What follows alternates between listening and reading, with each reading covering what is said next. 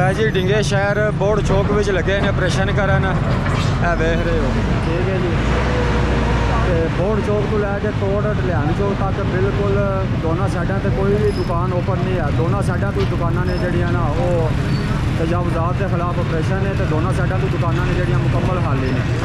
कोई भी दुकान है ढलियानी चौक तो लैके बोर्ड चौक तक कोई भी दुकान है जी ओपन नहीं है। मुकम्मल बाजार बंद है। तो बंदियां का पैदल भी दाखला मना है क्योंकि मशीनरी लगी है। बंदे देखते हो पटाते हैं। तो इस वजह तो जोड़ा कोई भी जानी माली नुकसान की वजह तो उन्होंने बंदियां की आमदो रफ्त जी मुकम्मल बंद है। तो मशीनरी जी लगी है उन्हें बोर्ड चौक खलोते हैं काफ़ी सारा रश है।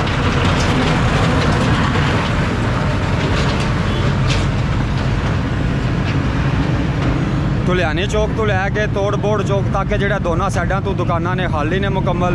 तो दोनों साइडों तो दुकाना ने जड़ियाँ वो कराइया जा रही हैं।